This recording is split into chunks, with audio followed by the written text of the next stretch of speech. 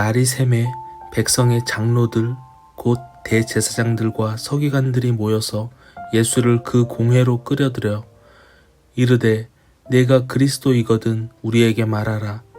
대답하시되 내가 말할지라도 너희가 믿지 아니할 것이요 내가 물어도 너희가 대답하지 아니할 것이니라. 그러나 이제부터는 인자가 하나님의 권능의 우편에 앉아 있으리라 하시니 다 이르되 그러면 내가 하나님의 아들이냐 대답하시되 너희들이 내가 그라고 말하고 있느니라.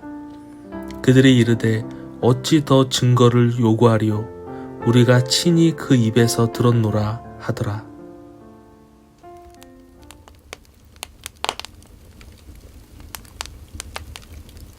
잡히신 예수님은 다음날 새벽 대제사장들과 서기관들이 모인 공회에서 신문을 받으십니다. 그들은 예수님이 자신을 그리스도라고 자백하기를 원했습니다. 기름 부음을 받은 자라고 스스로 고백하게 함으로써 그 당시 왕인 헤롯 왕이나 그를 세운 로마에 대한 대역죄로 고소하기 위함이었습니다. 이르되 내가 그리스도이거든 우리에게 말하라. 예수님은 진정한 왕이시며 그리스도이십니다. 하지만 예수님은 그 말에 대답하지 않으셨습니다. 왜냐하면 예수님께서 그렇다라고 말씀하셔도 그들은 믿지 않을 것이고 반대로 예수님께서 너희가 나를 그리스도라고 생각하느냐라고 물으신다 하더라도 그들은 그렇다고 대답하지 않을 것이기 때문입니다. 대답하시되 내가 말할지라도 너희가 믿지 아니할 것이요 내가 물어도 너희가 대답하지 아니할 것이니라. 우리는 가끔 이런 생각을 합니다.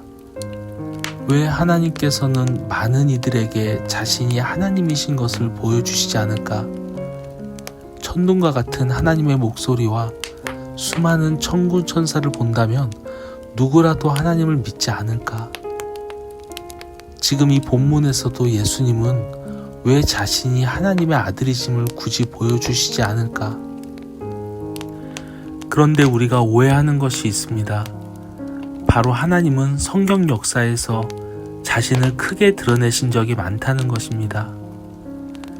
하나님은 애굽에 불가사의한 10가지 재앙을 내리시고 홍해를 가르셨습니다. 이보다 더 큰 기적이 있을까요? 그런데 그 후 단 2달 만에 이스라엘 백성들은 금송아지를 만들고 말았습니다. 하나님은 엘리야를 통해 850명의 이방 선지자들과 이스라엘 왕과 백성들 앞에서 불이 내려오는 놀라운 기적을 보여주셨습니다. 이것만큼 하나님께서 자신을 보여주시는 직접적인 기적이 또 있을까요? 그런데 얼마 있지 않아서 이 엄청난 기적을 보인 엘리야는 바로 쫓기는 신세가 되어버립니다. 그런데 쫓기는 엘리야 앞에 다시 나타나신 하나님은 강한 바람도 아니었고 큰 지진도 불도 아니었습니다. 바로 세밀한 음성 속에서 하신 하나님의 말씀이 다시 엘리야를 일으켜 세운 것입니다. 결국 하나님이 불을 내려주시는 엄청난 기적이 엘리야를 일으킨 것이 아니라 세밀한 음성이 그를 일으킨 것입니다. 하나님의 거룩한 일이 이루어지는 가장 큰 특징 중 하나는 바로 이 일이 비밀리에 이루어진다는 것입니다.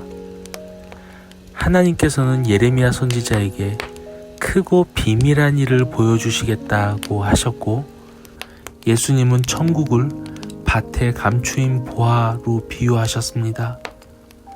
그리고 지금 예수님은 자신의 신분을 물으며 비웃는 이들에게 자신을 드러내지 않으십니다.